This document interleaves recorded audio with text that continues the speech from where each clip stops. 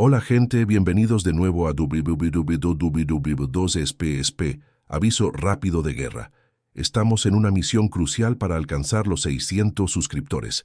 Si no quieres quedarte fuera de esta historia, haz clic en suscribirse ahora y danos el empujón final para lograr esta meta. Próxima orden. ¿Qué tema inédito quieren para el próximo episodio? Dejen su sugerencia en los comentarios. Misión dada es misión cumplida. Vamos al tema de hoy. 8. Cómo los soldados improvisaron calentadores de lodo y brasas para no sucumbir al frío extremo de los campamentos. Vamos allá. El suelo temblaba, no por explosiones de artillería, ni por el estruendo de tanques avanzando. Temblaba por el incesante castañeteo de los dientes de miles, como si la propia tierra estuviera en convulsión, contorsionándose bajo el peso de un frío que rasgaba la carne y congelaba el alma. Era el invierno.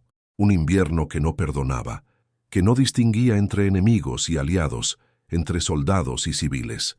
Era el invierno que se convertía en el verdadero campo de batalla, en un escenario donde la esperanza era un lujo y la supervivencia una quimera. Miles se aglomeraban en campamentos improvisados, campamentos que, un día, vibraron con la promesa de un nuevo amanecer, con la confianza inquebrantable de que la victoria estaba al alcance.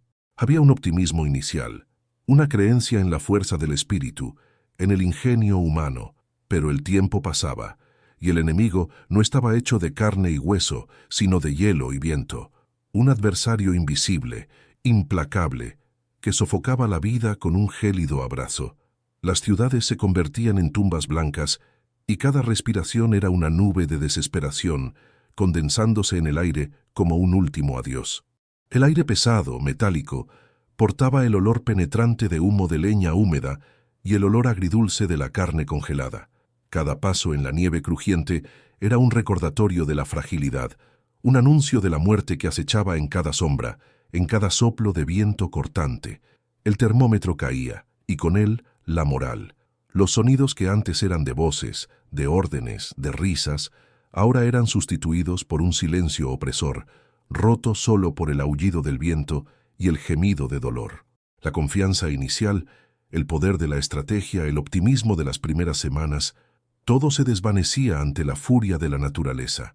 La ambición política, los avances militares, se volvieron insignificantes. La única batalla real era contra el frío, contra el hambre, contra la propia extenuación. ¿Cómo mantenerse caliente cuando no hay leña, cuando el combustible se agota, cuando el enemigo es el propio ambiente? Esta es la historia de una lucha épica no contra un ejército, sino contra la más brutal de las estaciones. Una saga de resistencia, de inventiva y de una humanidad llevada al límite. Suscríbete ahora y únete a nuestra legión de historiadores para vivir el pasado y desvelar los secretos de la resiliencia humana. El avance inicial para muchos fue una marcha hacia el infierno. No hubo gloria inmediata, solo la promesa de tierra conquistada, de un objetivo a alcanzar, pero el paisaje se transformó rápidamente. Lo que comenzó como una campaña de optimismo, con soldados confiados y máquinas de guerra imponentes, pronto se convirtió en un calvario. La nieve caía incesante, cubriéndolo todo, transformando el terreno en un manto blanco y traicionero. Los motores de las máquinas de guerra, antes rugiendo con poder, se ahogaban, se congelaban, se silenciaban. La fase de aparente victoria se deshizo como cristal al toque del hielo. El clima hostil no era un mero obstáculo, era un enemigo activo, una fuerza que se oponía a cada paso, a cada respiración. Los campamentos, que deberían ser refugios, se convirtieron en trampas. El humo de las pocas hogueras que aún ardían era una señal de vida, pero también una invitación a la desesperación. El olor a metal congelado se mezclaba con el sudor y el miedo. Las manos antes firmes en el gatillo, ahora temblaban incontrolablemente, incapaces de sostener siquiera una taza de agua helada. El punto de inflexión no fue una batalla decisiva, sino el silencio que siguió al agotamiento de los recursos. El infierno no tenía llamas, sino un frío cortante que penetraba los huesos. Los suministros, antes abundantes, ahora eran solo recuerdos distantes. La comida se convirtió en un lujo, el agua en un bloque de hielo. La pesadilla se instalaba, no con gritos de guerra, sino con el susurro de la hipotermia, con el entumecimiento que anunciaba el final. Cada día el cerco del invierno se estrechaba, transformando la esperanza en un espectro pálido. El núcleo del conflicto ya no se libraba en líneas de frente visibles, sino dentro de cada cuerpo, cada mente. Era una batalla silenciosa, librada contra el enemigo más antiguo e implacable, el frío. Se infiltraba en la ropa harapienta, en los refugios improvisados, en los huesos. Cada amanecer traía el recuento macabro de los que no despertaron, sus cuerpos rígidos, transformados en estatuas de hielo, testigos silenciosos de una guerra que no usaba balas, sino el abrazo mortal de la hipotermia. El hambre era una compañera constante, un roer interno que añadía otra capa de agonía. Ratas y gusanos, antes repugnantes, se convirtieron en una fuente de proteína desesperada para aquellos que aún tenían fuerzas para cazar. El aire era denso, con el olor a cuerpos sucios, a humo de leña húmeda que no calentaba, solo irritaba los pulmones ya frágiles. Los sonidos eran de gemidos ahogados, de tos incesante y del crujido de la nieve bajo los pies exhaustos. No había combates cuerpo a cuerpo tradicionales, sino una lucha incesante por la vida, cada individuo contra la propia naturaleza. Las emboscadas eran del viento, que robaba el calor y la esperanza. Cada día, la delgada línea entre la vida y la muerte se hacía más indistinta. Las historias de heroísmo de campo de batalla daban paso a relatos de pequeños actos de bondad, de un trozo de tela compartido, de una mano extendida a un compañero que caía. Las perspectivas alternaban entre la resignación y la determinación. De un lado, aquellos que sucumbían, sus espíritus rotos por el peso de la adversidad. Del otro, los que se negaban a rendirse, sus ojos aún portando una llama terca. Civiles, a menudo olvidados en las grandes narrativas de guerra, eran los más vulnerables. Mujeres y niños, con sus defensas físicas más frágiles, enfrentaban el mismo infierno, sus voces silenciadas por el terror y la extenuación. Los impactos psicológicos eran profundos, dejando marcas invisibles, pero permanentes. La apatía se instalaba, transformando seres humanos en sombras que se arrastraban, sus pensamientos enfocados solo en la próxima respiración, en la próxima migaja de calor. La destrucción no era solo urbana o rural, era humana. Cuerpos yacían en las calles congeladas, bajo la nieve que los cubría como una mortaja. Las pocas armas que quedaban eran inútiles contra el frío. Sonidos de explosiones y gritos de guerra eran ahora recuerdos distantes, sustituidos por el silencio sepulcral de un mundo paralizado. Pero en medio de ese paisaje de desolación persistía una pregunta, un clamor silencioso que resonaba en los corazones de los supervivientes. ¿Cómo encontrar calor cuando no había leña, no había carbón, no había esperanza aparente? La improvisación se convirtió en la única arma, la única táctica que quedaba. Fue en el lodo, en la tierra húmeda y aparentemente inútil, donde algunos vieron una chispa de posibilidad. El lodo, esa misma sustancia que se pegaba a los zapatos y hacía la vida más miserable, podría ser la clave. Observaron que las hogueras, por pequeñas que fueran, calentaban el suelo alrededor. ¿Y si pudieran retener ese calor? ¿Y si pudieran transformarlo en algo portátil, algo que pudiera llevarse dentro de los refugios para calentar los cuerpos moribundos? La idea era simple, casi primitiva, pero en aquellos días de desesperación, lo primitivo era la única ruta de escape. Comenzaron los experimentos, pequeños y torpes, movidos por la pura necesidad. El lodo, mezclado con un poco de agua para hacerlo maleable, era moldeado en recipientes rústicos, como cuencos o bloques. Dentro de esos moldes de tierra, se colocaban cuidadosamente las brasas que, con sacrificio, se mantenían vivas en las hogueras mínimas. No se trataba de una ciencia exacta, sino de un arte de supervivencia, transmitido por susurros, por gestos, por una desesperación compartida. El olor a tierra mojada y humo ahora se mezclaba con un nuevo aroma, el de una esperanza tenue, un calor que no era llameante, pero persistente, un soplo de vida. La temperatura del lodo, una vez calentada por las brasas, retenía el calor durante horas. No era el calor de un hogar, de una chimenea robusta, pero era suficiente para combatir el entumecimiento, para alejar la muerte por un poco más de tiempo. Los calentadores de lodo y brasas se extendieron como un secreto vital, susurrado entre los campamentos. De repente, el lodo que antes era sinónimo de miseria se convirtió en un símbolo de ingenio y de una resiliencia indomable. Pequeños puntos de calor comenzaron a surgir dentro de las tiendas y refugios, cada uno de ellos una pequeña victoria contra el gélido abrazo de la muerte. El aislamiento, antes una muralla infranqueable de frío y desesperación, comenzó a ceder. No era una liberación total, sino un respiro, un pequeño acto de desafío contra el abrazo sofocante del invierno. Los calentadores de lodo se convirtieron en algo más que objetos, eran símbolos. Símbolos de que incluso cuando todo parecía perdido, la llama de la inventiva humana podía encenderse en las cenizas de la desesperanza. Dentro de los refugios improvisados, la oscuridad aún reinaba, pero ahora estaba salpicada por puntos de incandescencia, pequeños soles de barro que irradiaban una promesa. El olor a humo y tierra húmeda, antes asociado a la miseria, ahora portaba el sutil aroma de una vida que se negaba a ser extinguida. La escasez de suministros seguía siendo una amenaza constante, un martillo invisible que golpeaba la moral. La comida era escasa, el agua, un hielo a derretir con un esfuerzo hercúleo. Pero para el calor, la necesidad más primordial después del alimento, la solución era ahora accesible. El lodo abundante y gratuito, y las brasas, restos de hogueras que antes se apagarían sin dejar rastro, eran los nuevos recursos.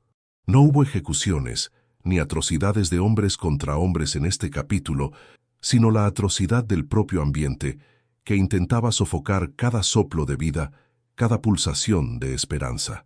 Y contra esa brutalidad silenciosa, la resistencia era desesperada, pero ahora tenía una herramienta. La técnica se esparcía de boca en boca, de tienda en tienda, como un mantra de supervivencia.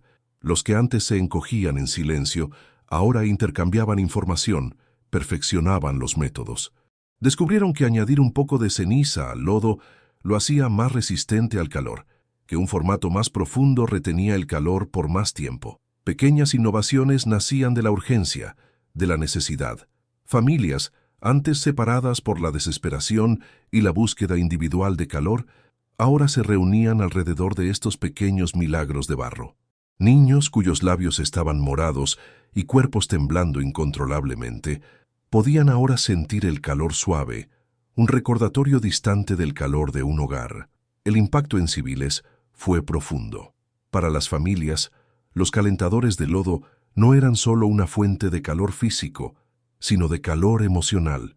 Representaban la posibilidad de una noche de sueño menos torturante, de un día con menos temblores incontrolables. Refugiados, que lo habían perdido todo, encontraron en la simplicidad del lodo y las brasas una forma de mantener la dignidad, de luchar contra el colapso moral que amenazaba con tragarlos a todos.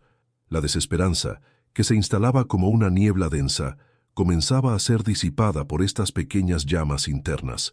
El miedo aún era real, el hambre aún apretaba, pero el frío, el enemigo más inmediato e implacable, estaba siendo combatido de una forma que nadie jamás imaginaría. El colapso moral y físico de las fuerzas militares y civiles no fue totalmente evitado, pero fue atenuado. El espíritu humano, llevado al límite, encontraba en estas pequeñas invenciones una razón para continuar. Con cada calentador de lodo se conquistaba una pequeña victoria. Cada brasa que brillaba en el barro era un acto de resistencia contra la aniquilación. La apatía que antes consumía ahora era desafiada por un nuevo propósito: mantener el calor, mantener la vida. El olor a piel húmeda y sudor, mezclado con el calor de la tierra, creaba una atmósfera de camaradería, de un destino compartido, de una lucha unida contra la naturaleza salvaje. El paisaje exterior continuaba siendo un infierno congelado, un desierto blanco de muerte y desolación, pero dentro de los refugios, en los corazones de aquellos que habían aprendido a domar el lodo y el fuego, había una nueva resiliencia.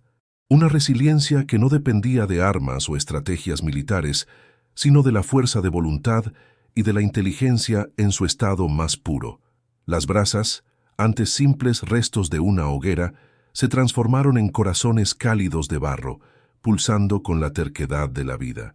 El frío continuaba mordiendo, pero ahora había una respuesta de lodo y brasa, de esperanza y supervivencia.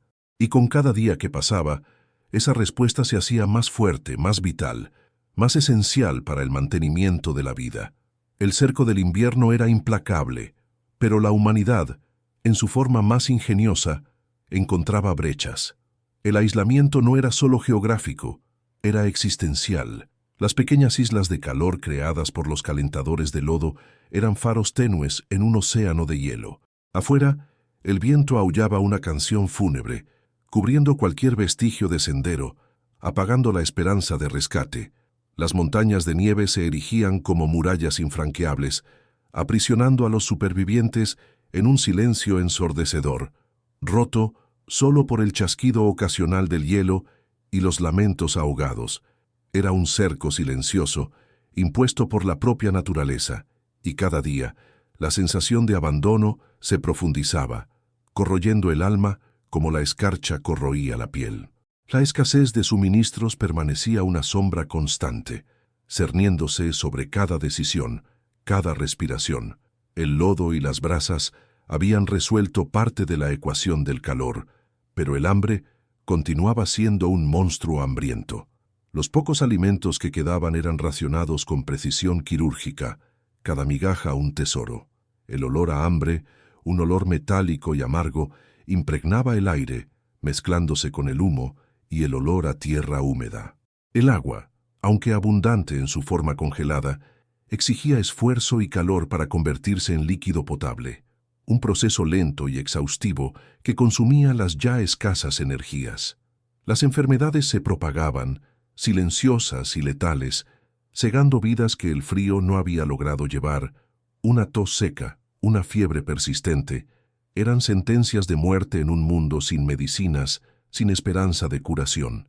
La resistencia, ahora, ya no era solo una cuestión de supervivencia individual, sino de un esfuerzo colectivo desesperado. Cada amanecer, los supervivientes se arrastraban fuera de sus refugios, sus cuerpos rígidos, pero con un nuevo propósito: el mantenimiento de las brasas, la recogida del lodo, el moldeado de los calentadores, se convirtieron en rituales sagrados. Hombres, mujeres e incluso niños participaban, cada uno con su tarea, cada gesto un acto de desafío. Los dedos, antes congelados e inertes, ahora se movían con una precisión dolorosa, pero determinada. El sonido de la tierra siendo raspada, el susurro de las conversaciones de aliento, el crepitar suave de las brasas, eran la banda sonora de una humanidad que se negaba a ser barrida. Para las familias, los calentadores de lodo eran la delgada línea entre la vida y la muerte de sus seres queridos. Madres y padres, con lágrimas congeladas en las pestañas, acunaban a sus hijos cerca de los bloques calientes de barro, sintiendo el alivio que el calor traía. Los niños, antes letárgicos y pálidos, podían ahora tener un sueño más profundo, un respiro de la agonía. La mortalidad infantil, que era abrumadora, encontraba en estas pequeñas invenciones una barrera precaria. Refugiados, que habían llegado sin nada más que la ropa puesta, encontraron no solo calor, sino una comunidad, un propósito compartido en la fabricación de estos objetos vitales. El espíritu de solidaridad florecía en los rincones más oscuros de la desesperación, tejiendo una red de apoyo que impedía el colapso total de la esperanza. El colapso moral y físico, aunque no totalmente revertido, fue significativamente contenido. Los cuerpos demacrados y débiles aún luchaban contra la extenuación, pero la mente encontraba un nuevo enfoque. La apatía, que amenazaba con transformar a todos en cáscaras vacías, era combatida por la necesidad incesante de mantener el calor, de alimentar las brasas, de encontrar más lodo.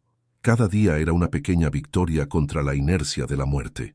Los soldados que antes veían a sus compañeros sucumbir al frío sin resistencia, ahora tenían una herramienta para luchar, un motivo para moverse. El olor a sudor, a humo y a tierra húmeda, antes un recordatorio de la miseria, ahora era el aroma de la persistencia, de la terquedad humana frente a lo imposible. El paisaje exterior continuaba siendo la misma trampa mortal, un blanco implacable que prometía aniquilación. Pero dentro de los campamentos se establecía una nueva dinámica. Los calentadores de lodo no eran solo fuentes de calor, eran centros de gravedad, alrededor de los cuales la vida se reorganizaba. Permitían pequeños momentos de reposo, de planificación, de camaradería. La resistencia desesperada ya no era solo contra el frío, sino contra la desesperanza en sí. Con cada brasa que brillaba en el barro, se renovaba una promesa silenciosa, la de que la humanidad, incluso al borde del abismo, encontraría una manera de persistir, de adaptarse, de luchar por un día más, una noche más, contra el infierno congelado que los rodeaba. El lodo, antes despreciado, era ahora el vínculo entre la vida y la muerte, un testimonio silencioso del ingenio del espíritu humano. Y entonces el invierno mostró su cara más cruel. Ya no era solo un cerco, sino un clímax de aniquilación. Las temperaturas cayeron a niveles inimaginables, transformando el aire en cuchillas de hielo que cortaban la piel expuesta. El viento, antes un aullido distante, ahora era un grito furioso, arrancando la poca esperanza que quedaba. Las nevadas se hicieron más densas, más implacables, enterrando los campamentos bajo un manto cada vez más espeso de blanco mortal. Cada soplo de vida parecía un desafío directo a la furia de la naturaleza. Los calentadores de lodo, antes salvadores, fueron llevados a su límite. Mantener las brasas vivas se convirtió en una tarea hercúlea. El poco combustible que aún existía, ramas delgadas, trozos de trapo, se consumía en minutos, exigiendo un esfuerzo constante para reabastecer los pequeños corazones de barro. El olor del humo, ahora más intenso y penetrante, se mezclaba con el olor metálico del frío extremo, con el sudor del miedo y el hálito gélido de la muerte que acechaba en cada sombra. Los sonidos dentro de los refugios eran de tos incesante, de castañeteo de dientes y de gemidos ahogados de dolor. Afuera, solo el lamento del viento. Muchos sucumbieron en este punto álgido de la batalla silenciosa. No hubo rendición formal, ni banderas blancas. La rendición fue a la propia naturaleza, un colapso final del cuerpo y del espíritu.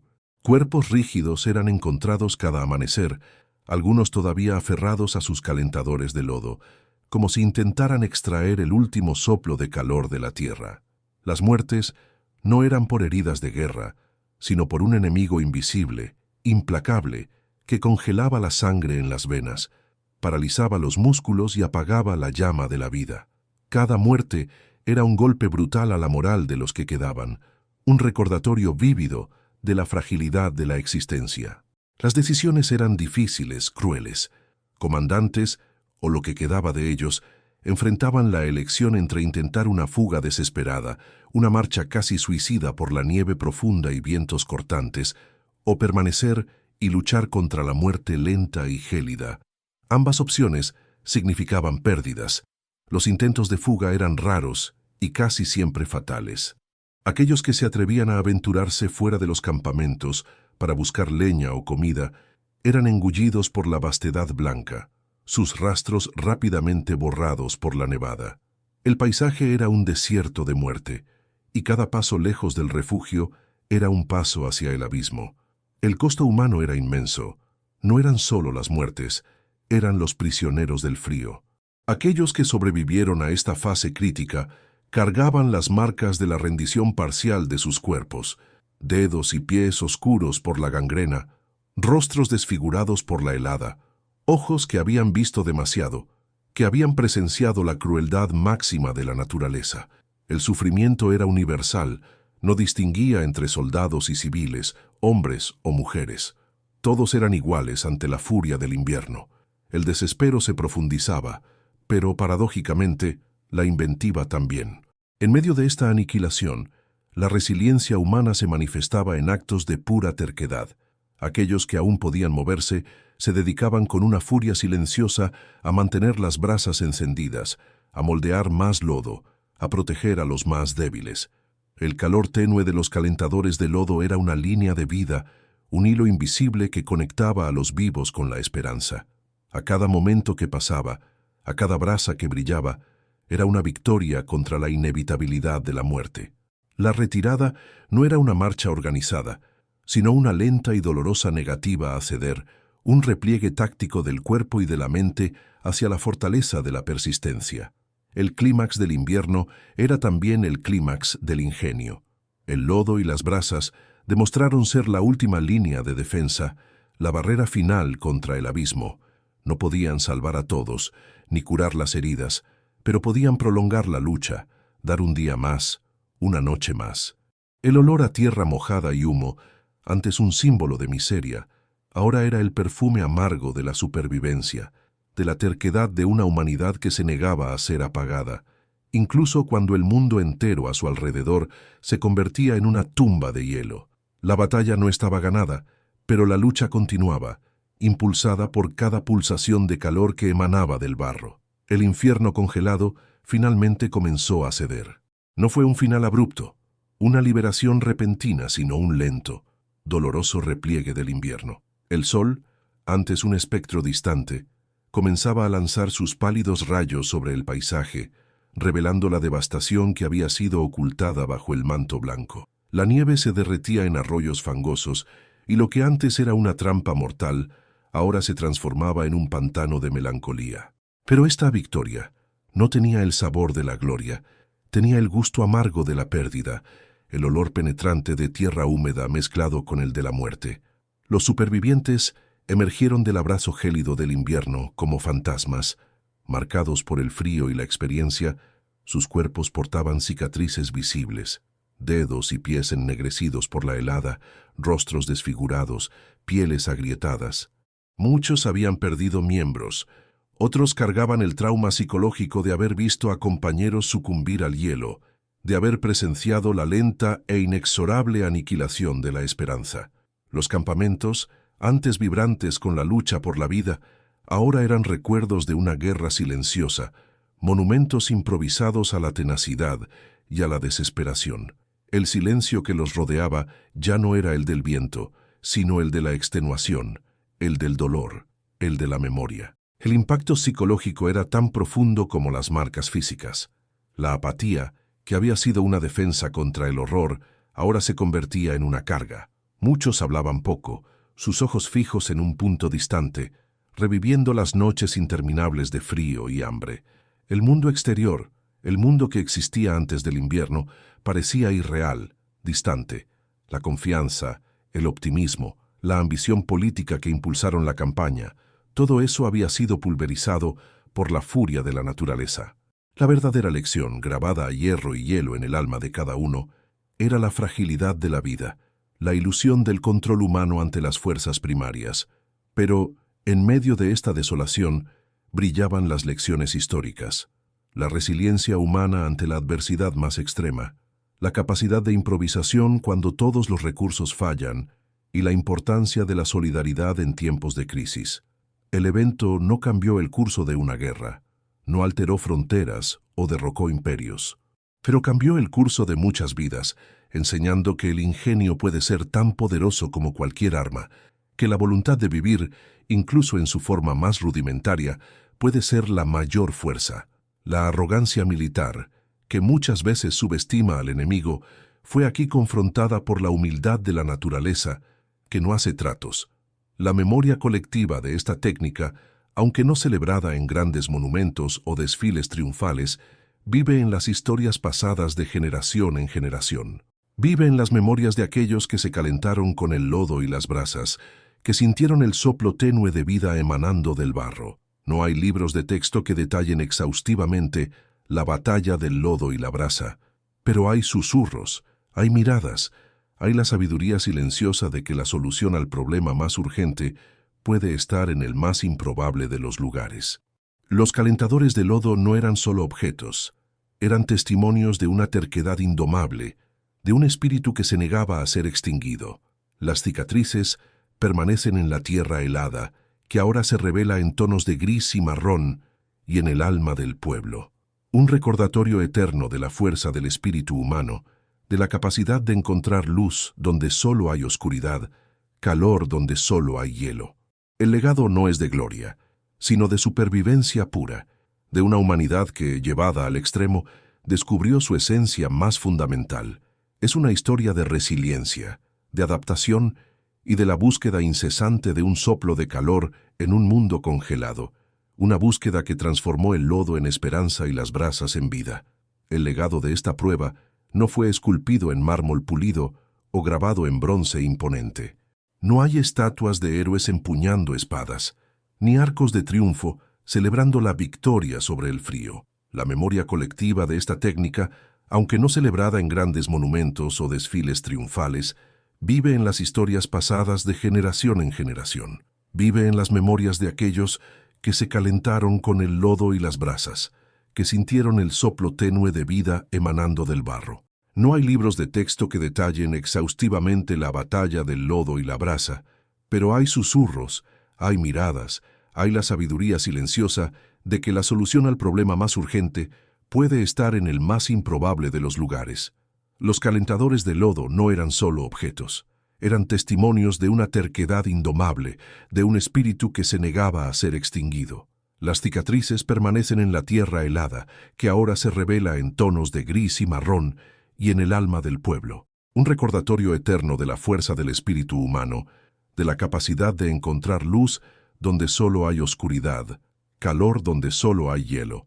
El legado no es de gloria, sino de supervivencia pura, de una humanidad que, llevada al extremo, descubrió su esencia más fundamental.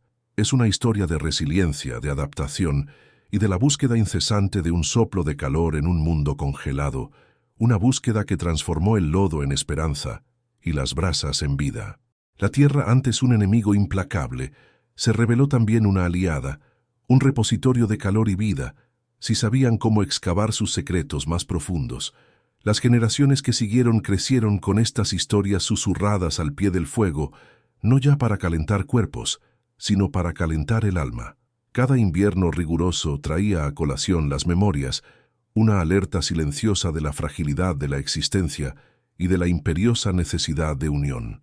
El olor de la tierra húmeda, el chasquido de la leña en la hoguera, el frío cortante del aire, todo ello evocaba ecos de un pasado no tan distante, donde la vida pendía de un hilo de humo.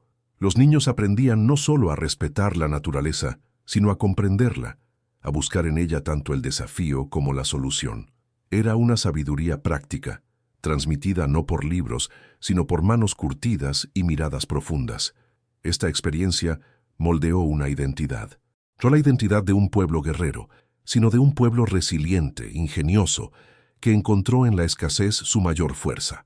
La arrogancia de los que planearon la campaña militar, que subestimaron al enemigo invisible del frío, contrastaba brutalmente con la humildad y la inventiva de aquellos que, con sus propias manos, forjaron la esperanza a partir del barro y las cenizas. La lección no era sobre la gloria de la conquista, sino sobre la dignidad de la supervivencia, sobre la capacidad de un ser humano de adaptarse, de crear, de negarse a ser derrotado, incluso cuando todas las probabilidades apuntaban a la aniquilación. Los calentadores de lodo, por rudimentarios que fueran, se convirtieron en un símbolo del ingenio que brota de la necesidad, de la solidaridad que florece en la desesperación. Representaban la llama de la vida que se niega a ser extinguida, incluso en las condiciones más adversas. No eran artefactos de guerra, sino de paz, de supervivencia, de un triunfo silencioso contra la brutalidad ciega de la naturaleza. El olor del humo de turba, que aún hoy flota en algunas aldeas remotas, es un recordatorio olfativo de esa lucha, un vínculo con un pasado de sufrimiento y superación. La historia oficial, a menudo, se concentra en los grandes generales, en las estrategias de batalla, en los tratados de paz. Pero la verdadera historia de la humanidad reside en esos pequeños actos de heroísmo anónimo, en esas innovaciones nacidas de la más pura necesidad. La batalla del lodo y la brasa no está en los anales de los grandes conflictos, pero está grabada en la memoria de un pueblo, en su forma de mirar el invierno, de valorar el calor, de entender la fragilidad y la fuerza de la vida. Nos enseña que la mayor de las victorias no es sobre un enemigo, sino sobre las circunstancias, sobre la propia muerte, conquistada con arcilla y fuego, con terquedad y con la inquebrantable voluntad de vivir. Y así, el legado del lodo y las brasas se entrelazó con el propio tejido de la vida. No era solo una historia contada, sino una filosofía vivida. Las casas, aunque sencillas, comenzaron a incorporar la sabiduría del aislamiento y la conservación de calor. Las técnicas de construcción, los métodos de almacenamiento de alimentos, incluso la forma en que las comunidades se organizaban para enfrentar el rigor del invierno, todo portaba el eco de aquella prueba. El olor a humo de turba, que aún hoy flota en algunas aldeas remotas, no es solo un aroma, sino un portal al pasado, un recordatorio olfativo de esa lucha, un vínculo con un tiempo de sufrimiento y superación. Era la memoria materializada, respirada con cada inhalación, un himno silencioso a la persistencia. La humildad ante la naturaleza se convirtió en una virtud intrínseca. La lección de que el mayor enemigo no era el hombre, sino el frío implacable, resonó por generaciones. La ostentación, la ambición desmedida, la creencia en la invencibilidad humana. Todo eso fue pulverizado por el hálito gélido del invierno. En su lugar nació un profundo respeto por la vida, por la comunidad y por la capacidad de adaptación. Los niños aprendían no solo a respetar la naturaleza, sino a comprenderla, a buscar en ella tanto el desafío como la solución. Era una sabiduría práctica, transmitida no por libros, sino por manos curtidas, por miradas profundas que habían visto el abismo y regresado.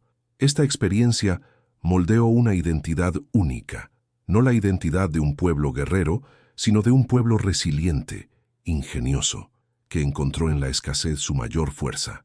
La arrogancia de los que planearon la campaña militar, que subestimaron al enemigo invisible del frío, contrastaba brutalmente con la humildad y la inventiva de aquellos que, con sus propias manos, forjaron la esperanza a partir del barro y las cenizas.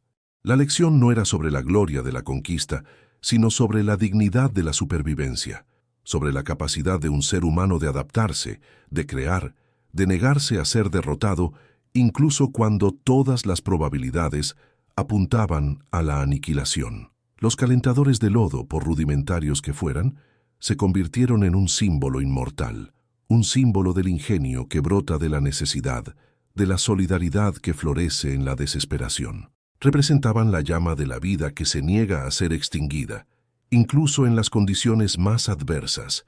No eran artefactos de guerra, sino de paz, de supervivencia, de un triunfo silencioso contra la brutalidad ciega de la naturaleza. El olor del humo de turba, que aún hoy flota en algunas aldeas remotas, es un recordatorio olfativo de esa lucha, un vínculo con un pasado de sufrimiento y superación, una plegaria silenciosa por la continuidad de la vida. La historia oficial a menudo se concentra en los grandes generales, en las estrategias de batalla, en los tratados de paz, pero la verdadera historia de la humanidad reside en esos pequeños actos de heroísmo anónimo, en esas innovaciones nacidas de la más pura necesidad. La batalla del lodo y la brasa no está en los anales de los grandes conflictos, pero está grabada en la memoria de un pueblo, en su forma de mirar el invierno, de valorar el calor, de entender la fragilidad y la fuerza de la vida. Nos enseña que la mayor de las victorias no es sobre un enemigo, sino sobre las circunstancias, sobre la propia muerte, conquistada con arcilla y fuego, con terquedad y con la inquebrantable voluntad de vivir. Es un épico sin héroes de capa y espada, pero con una legión de anónimos que, con barro en las manos y brasa en el corazón, reescribieron el manual de la supervivencia. El épico del lodo y las brasas, desprovisto de generales en caballos y banderas al viento, redefinió lo que significa ser un héroe. No era la gloria de la conquista, sino la dignidad de la supervivencia. No era sobre dominar al enemigo, sino sobre encontrar la fuerza para resistir lo indomable. Cada cuenco de arcilla calentado, cada soplo de vida insuflado en la brasa, era un pequeño acto de desafío, una negativa a sucumbir al abrazo helado de la muerte.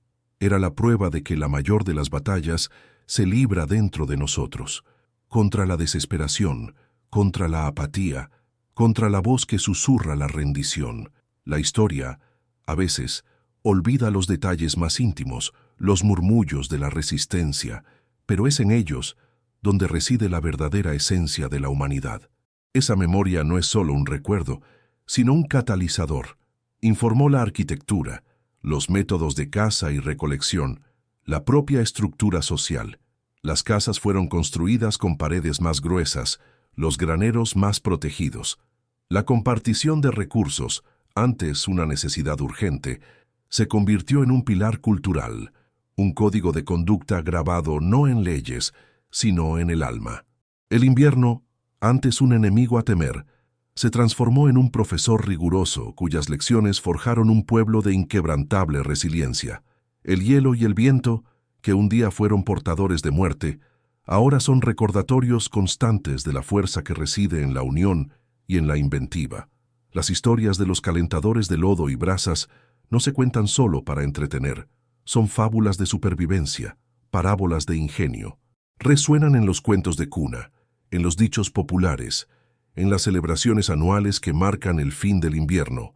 Son un testamento vivo de la capacidad humana de transformar la adversidad en oportunidad, la desgracia en aprendizaje. Cada niño que crece escuchando estas narrativas absorbe no solo hechos, sino una filosofía de vida, que la solución a los problemas más complejos a menudo reside en la simplicidad, en la observación atenta y en la colaboración. El olor de la leña quemando, el calor de una hoguera comunitaria, son ahora más que simples sensaciones. Son la reiteración de un pacto silencioso con el pasado. Esa herencia no es sobre la ausencia de dolor, sino sobre la superación del dolor. No es sobre olvidar el sufrimiento, sino sobre transformarlo en sabiduría. La memoria del frío cortante, del hambre excruciante, de la desesperanza que rondaba cada refugio, sirve como una alerta perpetua. Un aviso contra la complacencia, contra la arrogancia de creer que la tecnología o el poder militar pueden dominar todas las fuerzas de la naturaleza. Es un recordatorio de que, al final, somos todos vulnerables y que nuestra mayor fuerza reside en nuestra capacidad de unirnos, de innovar con lo que tenemos y de negarnos a rendirnos. La batalla del lodo y la brasa trasciende su ubicación y tiempo. Se convierte en una metáfora universal para la condición humana, un espejo que refleja nuestra capacidad innata de adaptación y nuestra inagotable sed de vida. En cada rincón del mundo donde la adversidad se manifiesta, donde la escasez se impone, los ecos de esta historia resuenan, ya sea en zonas de conflicto, en regiones devastadas por catástrofes naturales, o en comunidades que enfrentan desafíos económicos severos. La llama de la inventiva y de la solidaridad siempre busca una rendija para brillar. La arcilla y las brasas de aquella época lejana se transformaron en un símbolo atemporal de que, incluso en las ruinas de la desesperación, la esperanza puede ser moldeada con las propias manos. Y es en esa universalidad donde reside el verdadero poder de la historia. No solo para informarnos sobre el pasado, sino para guiarnos en el presente e iluminar el futuro. Nos invita a mirar más allá de las grandes hazañas y a reconocer la grandeza en los pequeños gestos, en la persistencia silenciosa de millones de personas que, día tras día, enfrentan sus propias batallas del lodo y la brasa. Es una invitación a la reflexión sobre lo que realmente importa: el calor humano, la inventiva que desafía la lógica y la inquebrantable creencia en la capacidad de superación, incluso cuando el mundo alrededor parece congelarse. El mundo, con su belleza gélida y su crueldad implacable, continúa girando, pero esta historia, la saga del lodo y las brasas, permanece grabada no solo en el paisaje, sino en la memoria indeleble de un pueblo.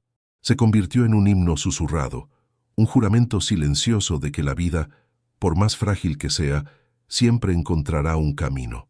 El frío extremo puede congelar ríos y corazones, pero nunca la llama de la inventiva y de la solidaridad humana. Los calentadores de lodo, hechos de desesperación y esperanza, no fueron solo herramientas de supervivencia, fueron monumentos a la resiliencia, erigidos en medio del caos y la muerte. Cada soplo de calor que emanaba del barro era un grito de vida, una negativa a sucumbir, un testimonio inquebrantable de la fuerza del espíritu. La arrogancia de quien subestima la naturaleza, de quien ignora la vulnerabilidad humana, siempre encuentra su precio. La lección de la batalla del lodo y la brasa es un recordatorio punzante de que la verdadera fuerza no reside en la dominación, sino en la adaptación, no en la destrucción, sino en la creación. Es una parábola sobre la humildad, sobre la importancia de escuchar los susurros de la tierra y de confiar en la sabiduría de las manos que moldean y construyen. Los supervivientes, cargando las marcas del invierno en sus cuerpos y almas, legaron no una victoria militar, sino una victoria existencial. Probaron que, incluso en el abismo más profundo de la desesperación, la humanidad puede forjar su propia luz, su propio calor, a partir del más simple de los elementos. Que esta historia, la de un pueblo que transformó barro y cenizas en un bastión contra la muerte, sirva como un faro que ilumina la inagotable capacidad humana de resistir, de innovar y de resurgir. Es una invitación a reflexionar sobre las batallas silenciosas que se libran todos los días, en cada rincón del mundo, donde el coraje y el ingenio son las únicas armas contra la adversidad. Que nunca olvidemos el costo de la brutalidad y la belleza de la resiliencia. La vida es una llama tenue, pero con el lodo de la tierra y las brasas de la esperanza podemos mantenerla encendida, un recordatorio eterno contra la arrogancia y por la unión. Den me gusta, compartan y suscríbanse para más historias épicas. ¿Qué batalla quieren ver a continuación? Dejen su comentario y únanse a nuestra jornada por el pasado.